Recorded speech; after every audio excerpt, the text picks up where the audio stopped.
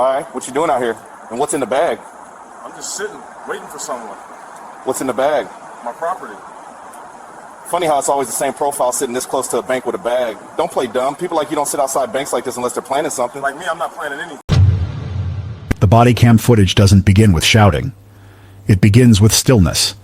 Midday sunlight bouncing off glass towers in the financial district. Traffic moving in steady waves. Pedestrians crossing at the light. The front doors of a large federal bank sliding open and closed every few seconds. Business as usual. Across from the bank entrance sits a metal public bench bolted into the sidewalk. And on that bench, a black man in his early 40s. Alone. Composed. Dark tailored jacket. Neutral slacks. Polished shoes. A leather messenger bag resting upright against his leg. Not hidden. Not clutched. Just placed neatly beside him. He checks his watch once. Looks at his phone. Types something briefly. Then goes still again. From a distance, nothing about him stands out. From inside a patrol car slowly rolling past, everything does. The body cam activates as the cruiser eases to the curb. Zoom stabilizes slightly. Focus locks onto the bench, the bag, the bank doors. The officer exhales once. Long. Suspicious. The cruiser stops. Engine hum fades. Door opens. Boots hit pavement. The body cam sways with purposeful strides across the sidewalk. No greeting. No introduction. The officer stops directly in front of the bench. What's in the bag? No hello. No context. Just accusation wrapped in a question. The man looks up slowly. Calm eyes. Excuse me? The bag? The officer repeats. What's in it? Personal belongings. That's vague. It's accurate. The officer shifts his stance, hand resting near his belt. You've been sitting here long? About 15 minutes. Waiting for what? A meeting? With who? That's private. The officer glances toward the bank entrance, then back to the bag. Funny how it's always your type sitting this close to a bank with a bag. There it is. Not implied. Not subtle. Said plainly. The man tilts his head slightly. My type? You heard me. A few pedestrians slow their pace, just enough to sense tension. Before we go any further, comment where you're watching from. Let's see how far this documentary travels. The man remains seated. This is a public bench. Across from a bank. Yes.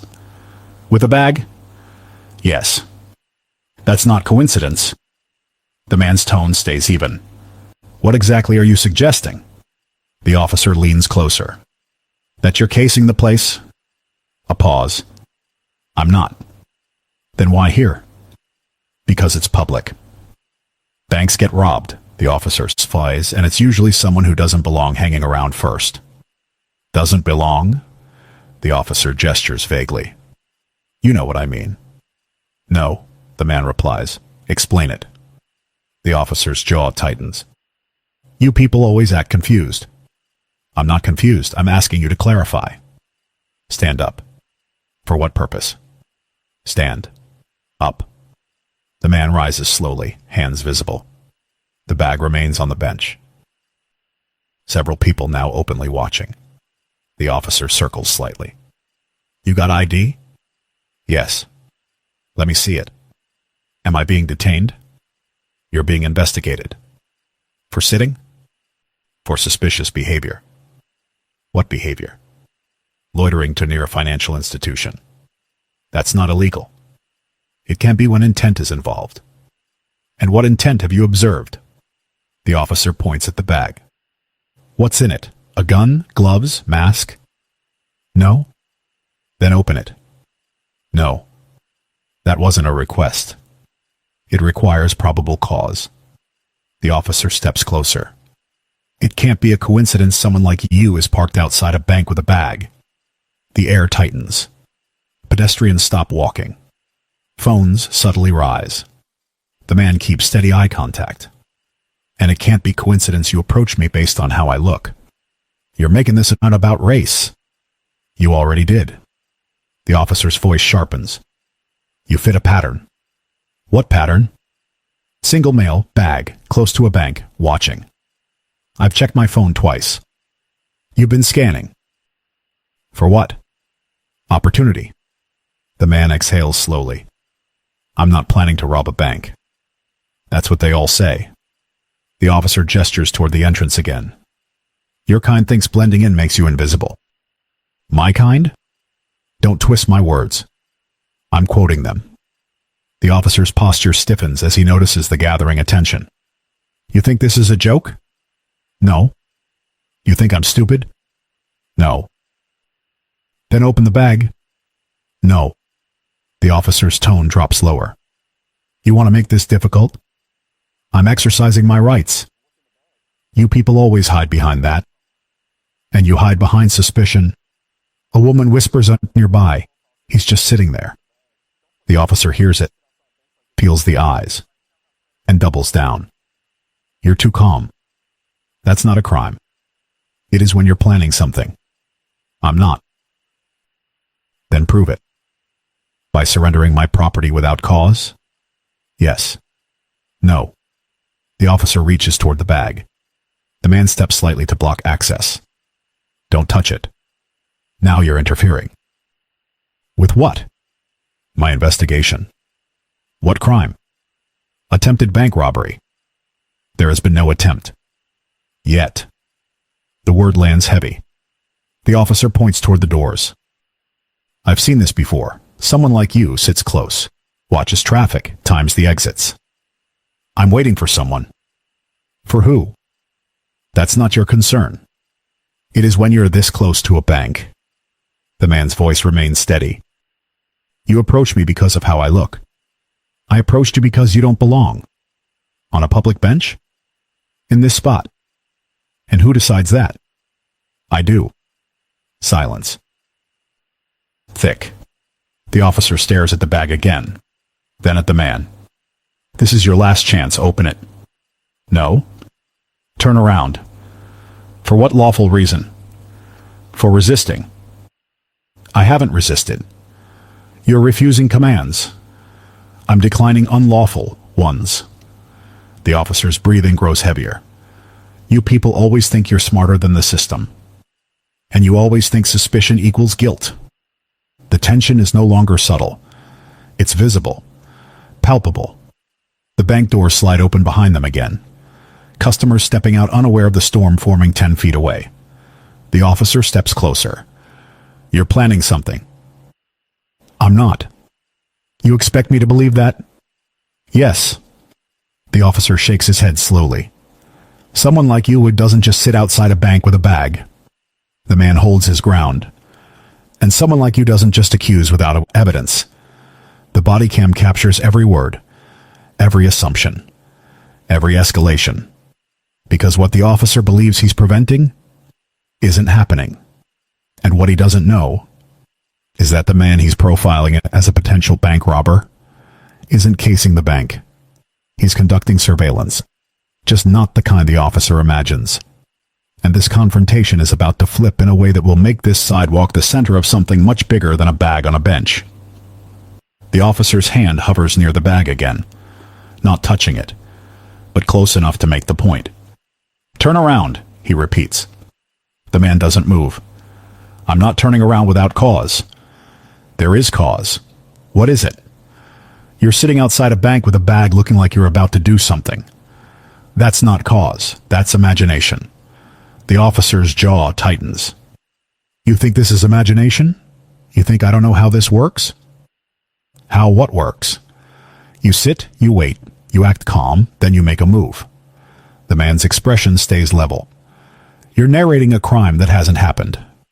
The officer leans closer. Because I'm preventing it. From who?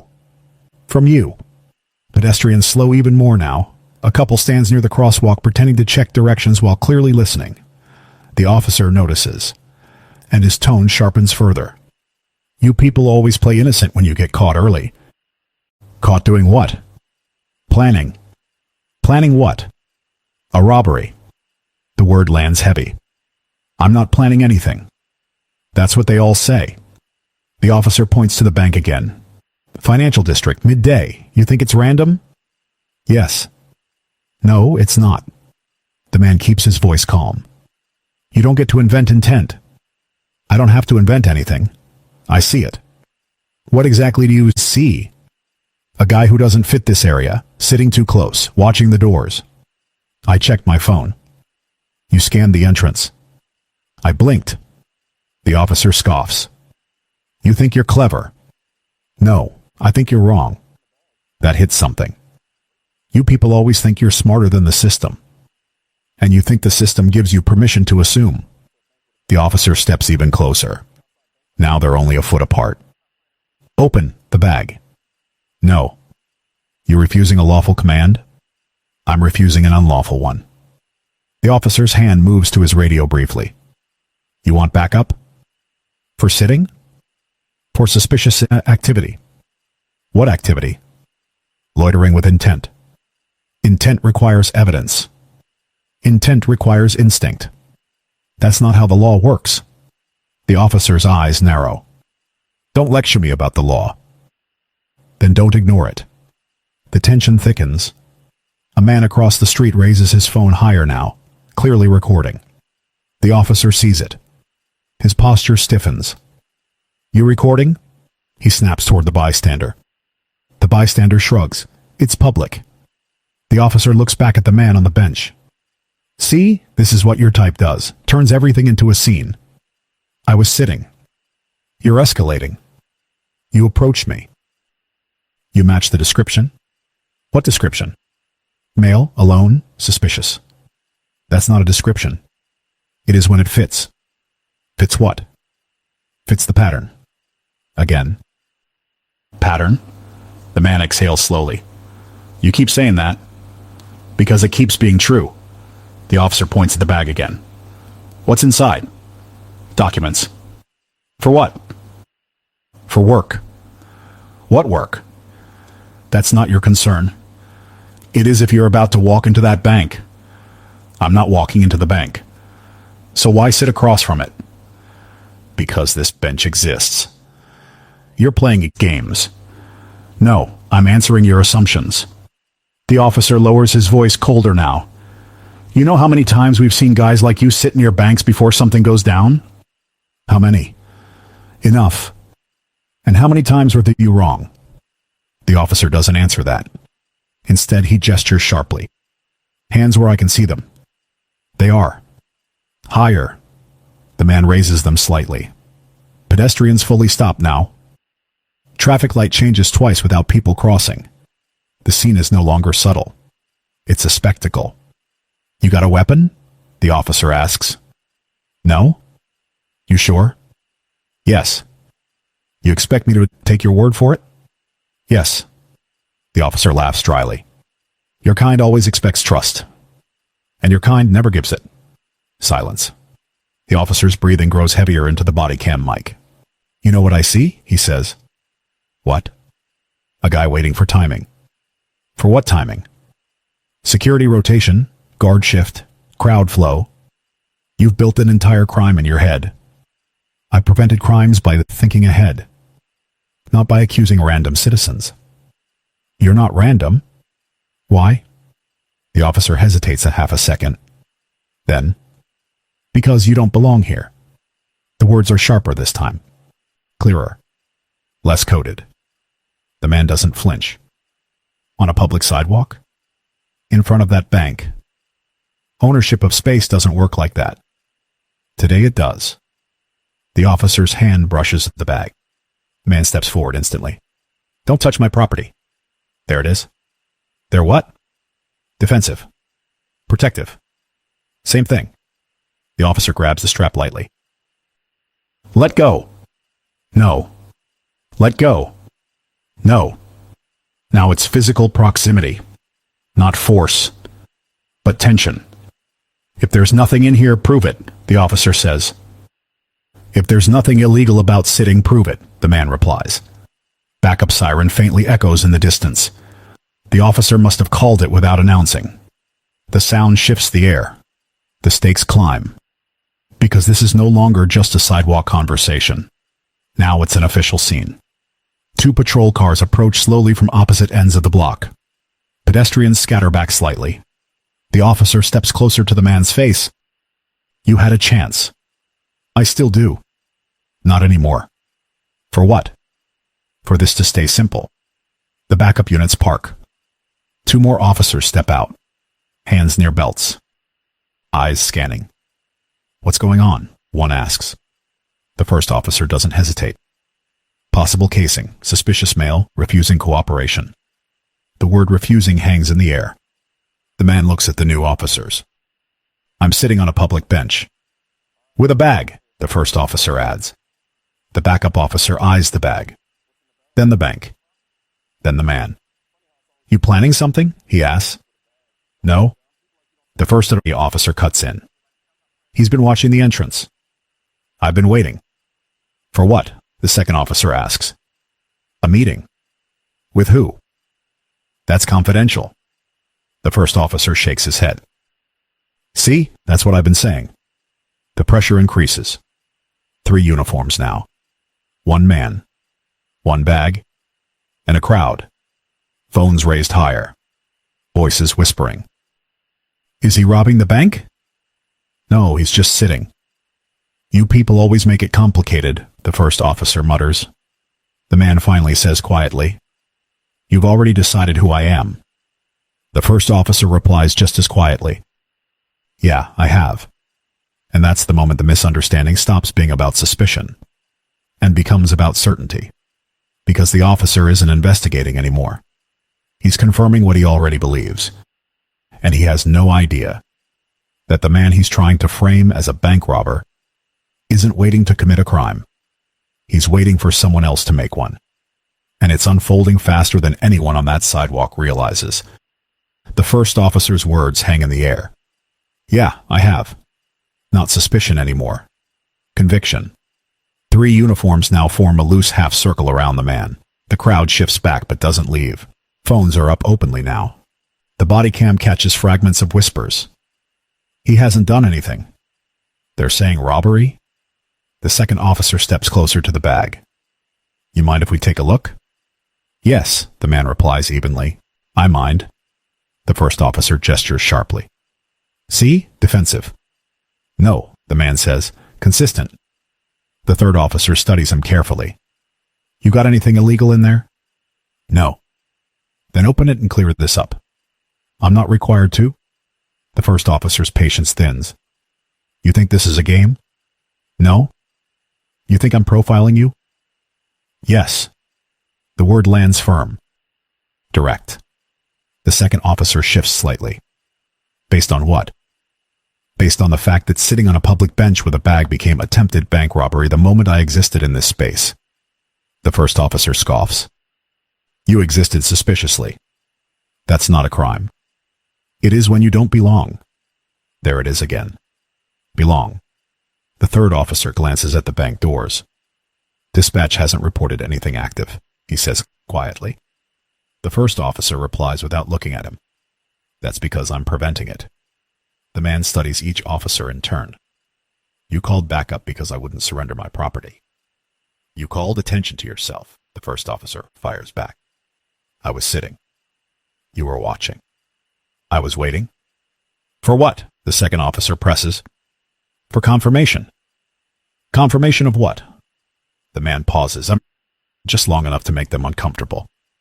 That the right people are in place. The first officer narrows his eyes. Right people for what? For what's about to happen. The words shift the air instantly.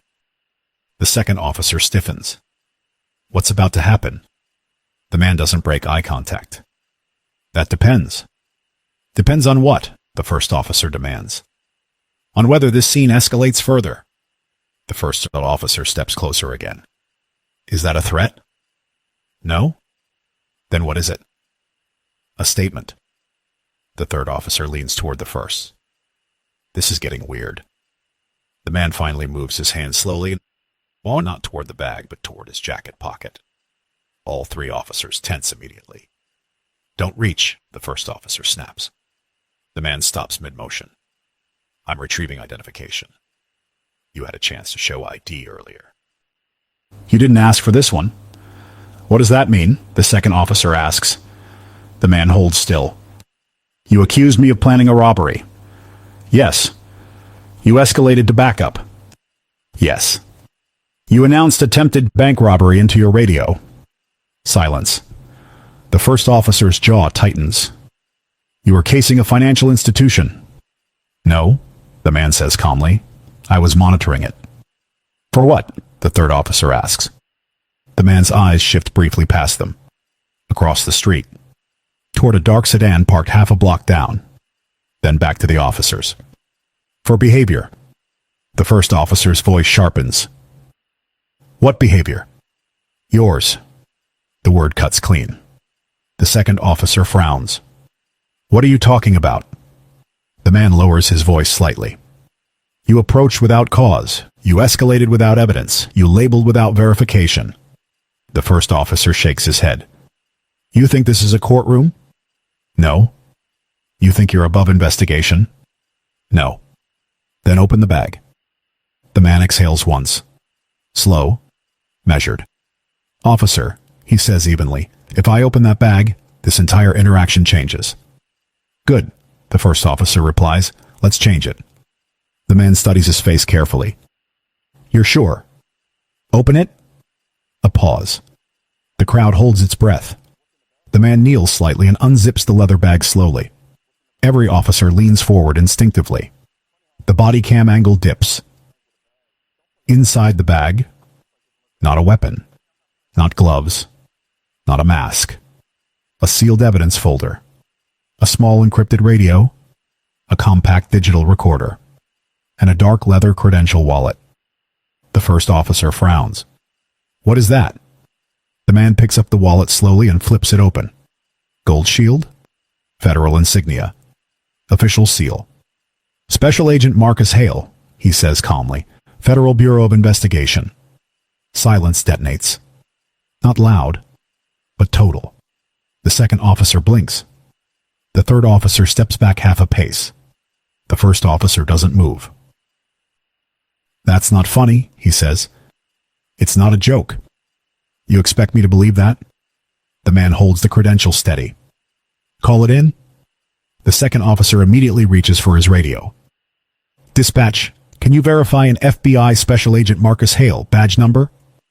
The man supplies it without hesitation. The seconds stretch.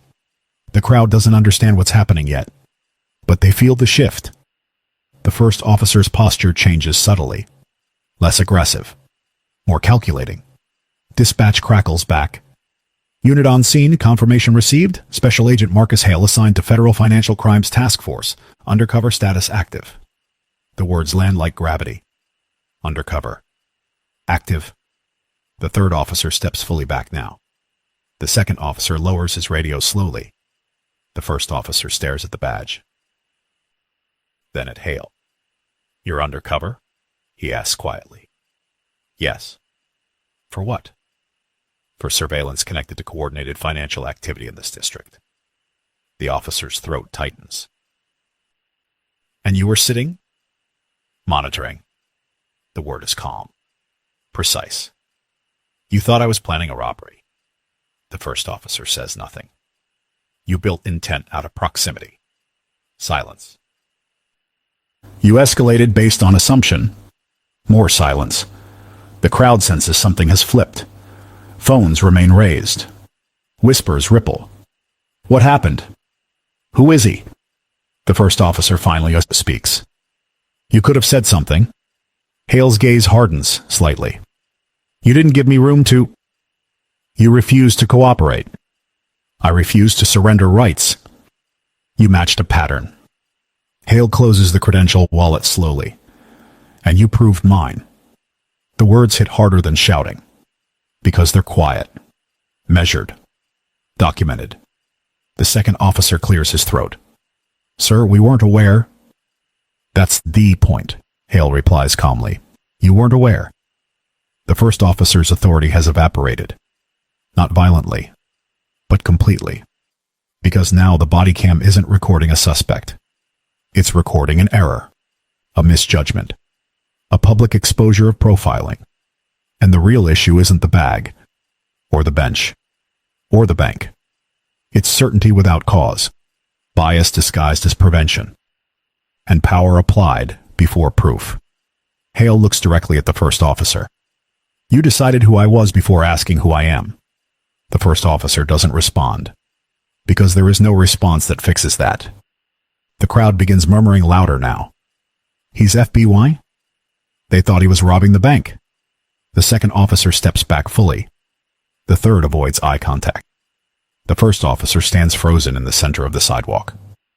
And for the first time since this started, he is no longer in control of the narrative. If you're enjoying this documentary so far, like and subscribe. Because what happens next doesn't just correct the mistake, it changes careers. The sidewalk doesn't return to normal. Not right away. The crowd doesn't disperse the moment the badge appears. If anything, more phones rise, more people stop. The financial district, built on quiet transactions and controlled movement, now hums with a different kind of tension. The first officer shifts his weight. For the first time since he stepped out of his cruiser, he looks unsure. Why weren't we notified? He asks, voice lower now. Marcus Hale slips the credential wallet back into his jacket calmly.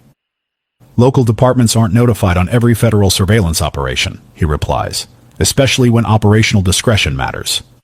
The second officer nods slightly. He understands that part. The first officer doesn't like it. You could have just said you were the federal. Hale's gaze stays steady. You approached me with an accusation, not a question. Silence. You framed me as a suspect before you framed me as a citizen. The words hit harder because they're factual. Measured. Not emotional. The third officer finally speaks. Sir, were we interfering with an active investigation? Hale glances briefly across the street again. That dark sedan. Still parked. Engine idling. Yes, he says plainly, you were. The weight of that answer spreads instantly. The second officer swallows. The first officer's jaw tightens. What investigation? He presses. Financial laundering tied to coordinated withdrawals and shell deposits, Hale replies. We've been tracking structured transactions through this branch for weeks. He gestures subtly toward the bank entrance. My position allowed clear line of sight to timed exchanges. I was waiting for confirmation. Confirmation of what? The second officer asks. That a courier was about to make a drop. The first officer glances toward the sedan now, following Hale's earlier gaze. And did that happen? Hale checks his watch calmly. It was scheduled for 7 minutes from now. A heavy pause. And now? The third officer asks. Hale looks at the patrol cars. The crowd. The cluster of uniforms. The attention. The courier likely saw the scene, he says evenly, and aborted. The silence that follows is suffocating. Because now this isn't about hurt feelings. Or embarrassment. It's about impact. You're saying we compromised your operation? The second officer asks carefully. Yes. The word is simple. Devastating.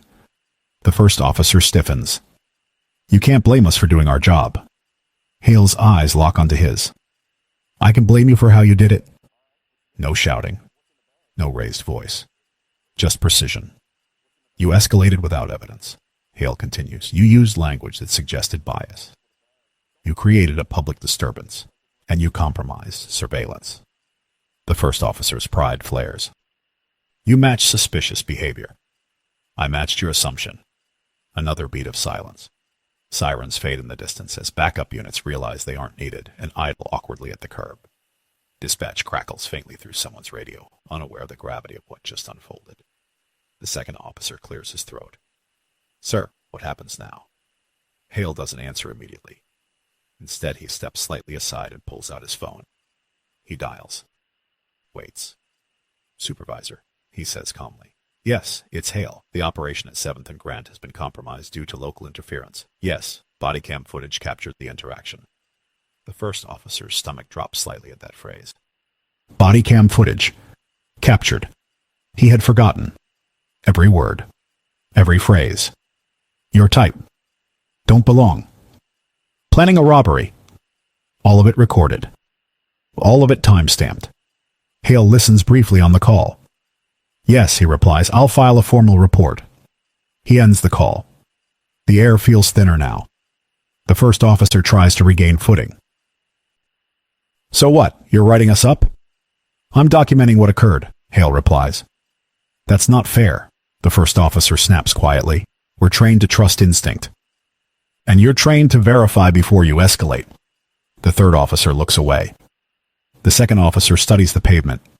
The crowd begins to slowly disperse now, sensing the climax has passed. But not the consequences. Internal Affairs will review the body cam, Hale says calmly, as will federal oversight. The first officer's face tightens. You're going to ruin someone's career over a misunderstanding. Hale's expression doesn't change. It stopped being a misunderstanding when you decided I didn't belong. Silence. Traffic resumes its rhythm. Bank doors slide open and closed again. Business as usual. But not for everyone. Within days, the footage circulates through official channels. The phrases are flagged. The escalation timeline reviewed. Backup call timing analyzed. Operational interference documented. The Financial Crimes Task Force confirms the aborted courier never returned. A months-long investigation delayed. Internal Affairs opens a formal inquiry. Not about suspicion, but about conduct. About language. About profiling disguised as prevention. The first officer is placed on administrative leave pending review. Mandatory bias training becomes part of the department's policy update. Supervisors are required to complete renewed escalation protocols. Documentation standards are tightened. The second and third officers receive formal counseling for failure to de-escalate. The first officer faces a disciplinary board. And on a quiet Tuesday morning 3 weeks later, his badge is surrendered. Not dramatically, not in handcuffs, but permanently. Because the body cam didn't just record an encounter. It recorded certainty without cause. And certainty without cause becomes liability. Marcus Hale returns to the bench 2 months later. Different jacket. Different bag. Same posture. Same calm. The operation resumes. More discreetly this time. With coordination. With communication. He watches the bank doors again. But now, local patrol units drive past without stopping. Without assumption. Without narrative. Because somewhere in a precinct training room, new recruits are shown a clip. Not of a robbery. Not of a shootout. But of a man sitting on a bench. And an officer deciding who he was before asking. The lesson isn't about federal authority. It isn't about embarrassment. It's about restraint. Because prevention without proof becomes prejudice.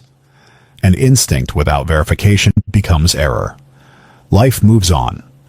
The bank continues business. The sidewalk fills with pedestrians. And the bench remains exactly where it was. Bolted into public space. Open to anyone. Belonging to everyone. And this time no one questions who gets to sit there. The end.